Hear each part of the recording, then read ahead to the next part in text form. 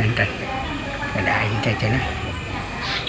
Aya mukim teh di deui. Teh wa kapan? Cek wae kudu nu alus mah. Bari ka Purwadaksina sing ingat. Panasal teh Cewana Suka. Ya, sebenarnya mah Panasuka mah memang itu teh pasang dan panggilan teh aing suruh aja teh.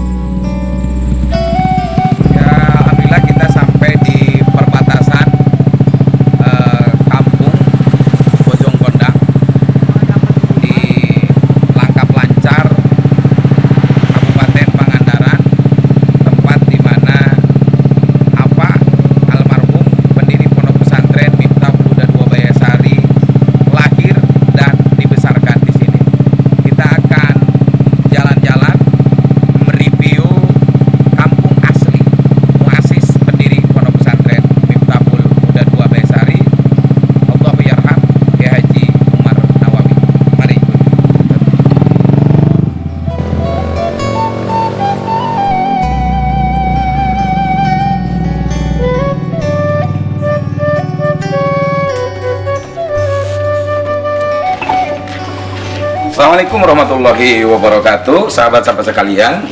Alhamdulillah kita baru saja sampai setelah menempuh perjalanan 3,5 jam atau hampir 4 jam dari Pondok Pesantren Miftahul Huda 2 Bayasari Ciamis, dan kita sekarang jalan-jalan di Dusun Bojongkondang, Desa Bojongkondang, Kecamatan Langkap Lancar, Kabupaten Pangandaran, dalam rangka jalan-jalan melihat kondisi tempat kelahirannya pendiri pesantren Miftahul Huda 2, apa Kiai Haji Umar Nawawi Allahyarham, dan beliau lahir pada tahun 1949 di sini, di tempat ini. Mari kita jalan-jalan.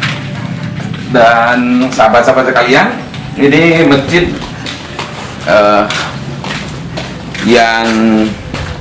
yang dibangun oleh Pangarsa Uwa Allahyarham, guru daripada apa Kiai Haji Umar Nawawi Uwa Manonjaya, Kiai Haji Khair Afandi Allahyarham, guru besar, ulama besar, waliullah yang menjadi guru apa di Pondok Pesantren Miftahul Huda Pusat Manonjaya. Dan kita akan jalan-jalan ini di kampung asli Bojongkondang. Masih terlihat suasana kampung yang masih asli. Jadi kalau kita melihat suasana kampung yang masih asli dengan nuansa pedesaan dan pegunungan yang masih asli, disinilah beliau lahir. Jadi jarak antara Bojongkondang dengan Banjar itu kalau ditempuh dengan perjalanan kendaraan sebenarnya 1,5 jam hari ini bisa nyampe. Ini hari ini ketika jalannya sudah licin mulus. Tetapi kalau menurut cerita apa Allahyarham, beliau ketika mau mondok ke Miftahul Huda Pusat Manonjaya yang didirikan oleh Pangarsa Uwa, sang waliullah, murabbi, guru besar beliau dan guru besar kita semua, itu beliau jalan kaki dari Bojongkondang menuju Manonjaya. Dan kita akan melihat sejauh mana kampung asli beliau. Kita teringat cerita beliau bagaimana ketika beliau mondok. Ketika beliau mondok itu seseringnya jalan kaki. Nah, ini kampung asli beliau. Dan insya Allah kita akan jalan-jalan di sini. Assalamualaikum Ibu.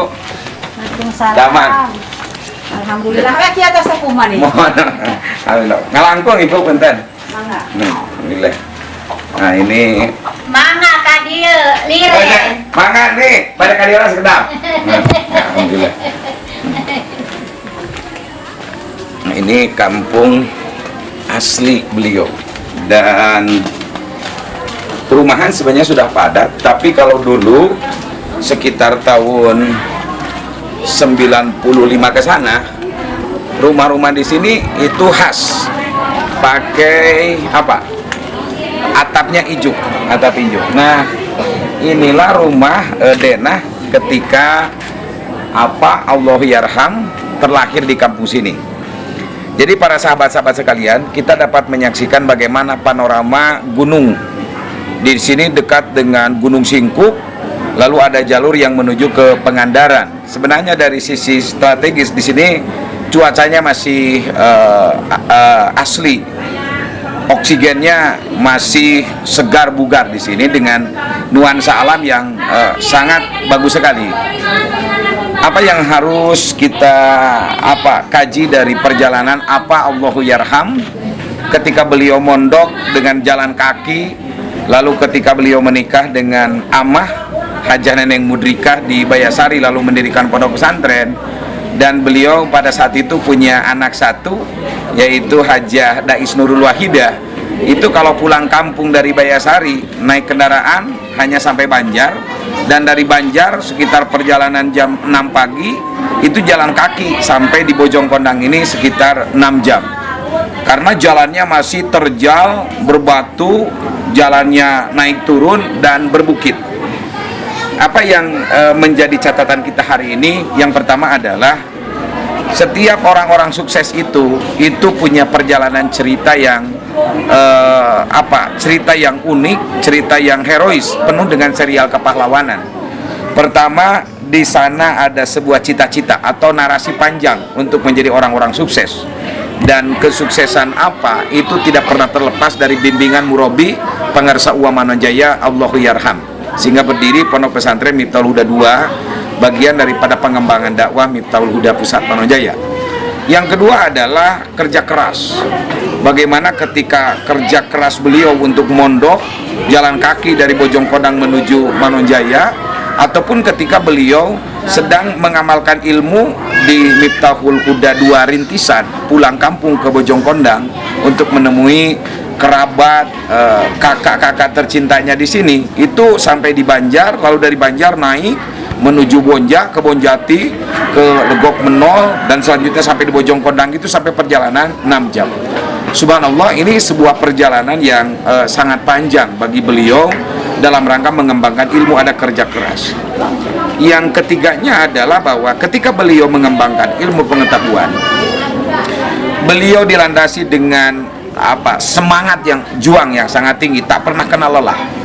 Kalaupun dari sisi ekonomi beliau bercerita tentang bagaimana kesulitan makanan, tentang kesulitan perjuangan, tantangan dakwah dan sebagainya, tapi itu dilaluinya dengan asyik, rasa cinta.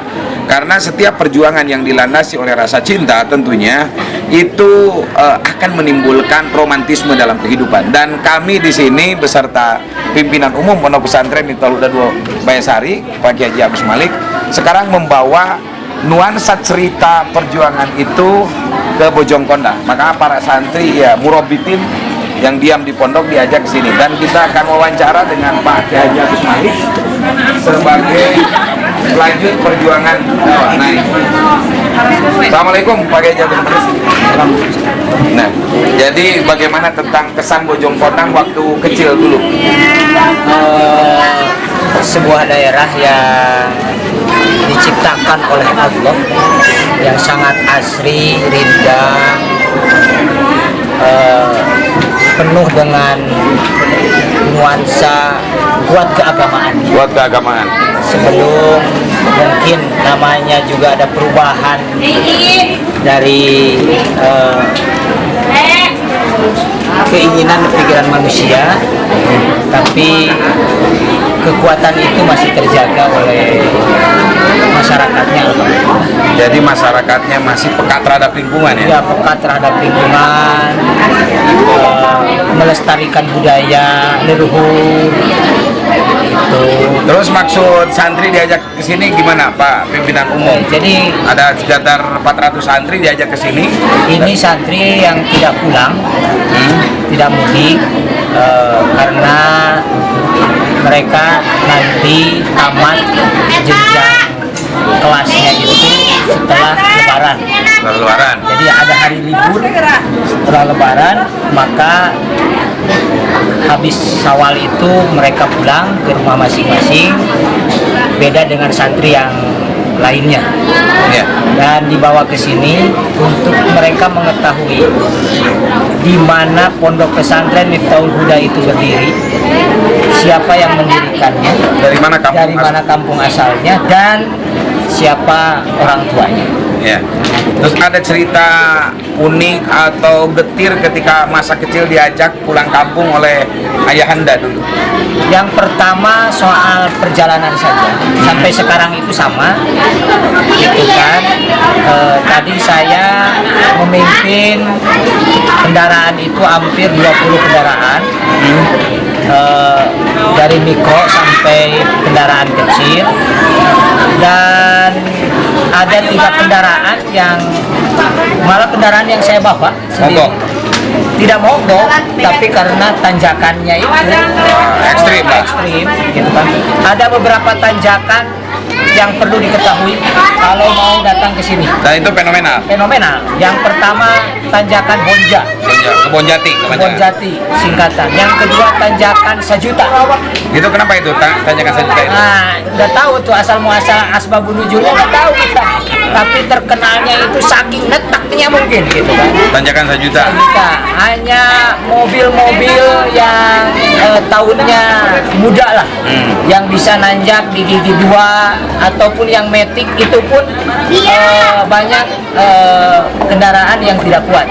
Yang ketiga ada kendaraan Cikurawat. Itu yang keempat malah ada tanjakan Cibencoy namanya. Ini tanjakan yang pas mau nyampe itu Di Bojongkodang. di Bojongkodang. Jadi itu tanjakan 4 tanjakan ekstrim, mohon maaf tadi 3, 4 tanjakan ekstrim yang harus dilalui. Kalau dulu itu jalannya itu sangat ekstrim juga. Kalau sekarang alhamdulillah mulus berkat takdir dari Allah Subhanahu wa taala. Ya. Madrasah Makndoh.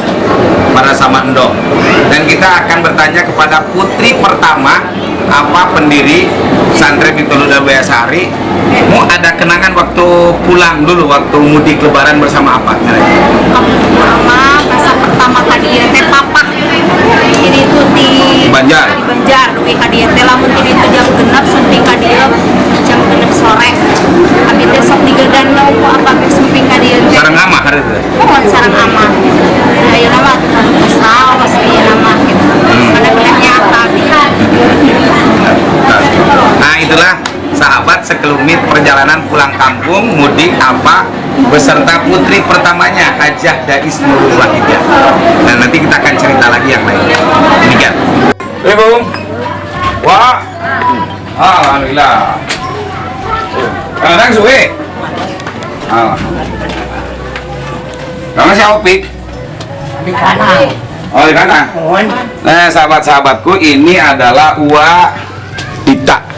Beliau adalah suami daripada Uwa Mamah. Uwa Mamah itu kakak Apa, Allah yarham. Dan kita akan berbincang-bincang dengan Uwa Dita. Wah, kumaha kapunggur mengenal sosok Apa almarhum deh. Nuju alitna kumaha.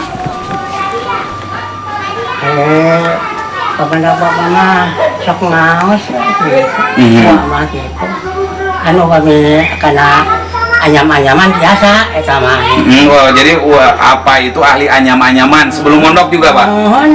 Ahli anyaman, tuh tani dulu di sini. Ya, tani yang di dia. Nah, terus gitu kulantaran di dia masih gue zaman deui ndang. Atas lagi juga kita sok juga ikut tentara sok ini di lomur mah. Banting dah. Ini ke pondok. Eta umur sabaraha tahun apakah pondok? Ayah kan penting karena asas dewasa aja. Oh, asas dewasa. Nah, jadi Apa berangkat ke pondok Miftahul Huda 2 itu umurnya sudah dewasa, bahkan di kampung halamannya di sini di Bojongkodang Apa jago tani juga kreatif, anyaman-anyaman. Anyaman-anyaman. Wah, sudah punya anak Kak Punggur waktu apa mondok Wayah Sari kita Manonjaya. Atas Nyitoah. Oh, Nyitoah. Alhamdulillah. Gitu. Mana Nyitoah mah? Mang Mas Anda di Uwa saya di Bandung ya, Jang. Nyitoah di Kaitukeun. Oh, Kaitukeun. Ngomong ngaran aja. Ya, jadi Wadita ini kakaknya apa? Suaminya Wa Mamah dulu yang sudah almarhumah. Beliau juga punya anak, mondoknya ada yang di Manonjaya, ada juga yang di Wayah Sari, Kang Kiai Dadang, juga Kiai Asep Mujahid. Nah, Kiai Asep Mujahid. Terus si Sofia, Sulawesi, di Bumi Ayu. Jadi inilah kampung asli daripada pendiri pesantren Miftahul Huda II Wayah Sari. Dan salah satu kakak apa ini kakak ipar apa karena Wa Mama sudah meninggal beberapa tahun yang lalu. Nah, mudah-mudahan dari perjalanan ini bahwa apa sebelum berangkat ke pondok sudah dewasa dan sudah apa rajin bertani, anyam-anyaman dan sebagainya. Jadi ketika ke pondok itu beliau memang segala sesuatunya sudah punya bekal wirausaha. Itu yang paling inti. Nah, ini kakak tertua apa pendiri pesantren Miftahul Huda Wayah Sari, namanya Wa Ehok. Yuk kita jalan ke rumahnya. Silaturahmi terakhir destinasi ke rumahnya Wa Ehok.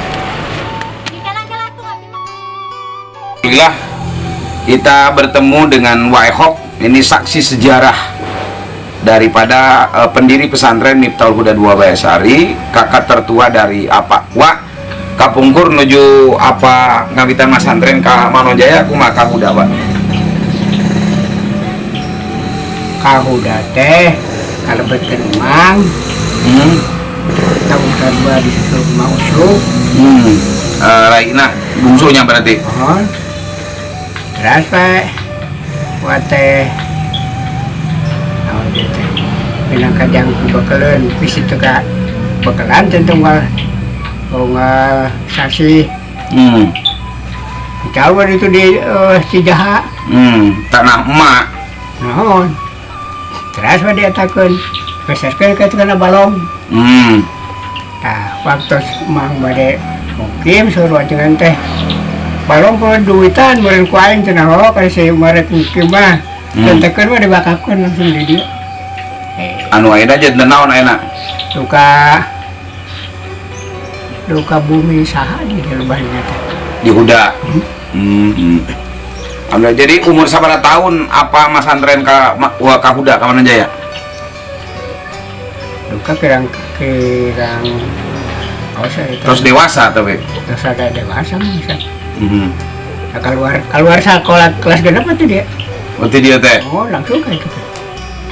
Jadi apa dulu ketika di Huda itu salah satu yang memberi bekalnya adalah Wa Ehok begitu kan ya pendiri ngawitan kenging tanuh kagak udah gak Wa gitu teh jangan kenuju dia dengan onang Wa oleh kedulir nana Wa Mas Santren didinya jadi Wa terang pisan ngawitan Huda sanes terang deui ngawitan kenging eta ge uan ngusahakeun tanuh kangge pertama teh di Sadia papenak sareng Wa ajengan pan Wa bade ka dicalikan ku ajengan Kang Din ngaran tukang gula tadinya saralikna teh apa itu kemis eta anu agro-agro anyana teh sumjuk pun agogna hari tama agro-agro wate mundur da sieun nah itu Wa oyo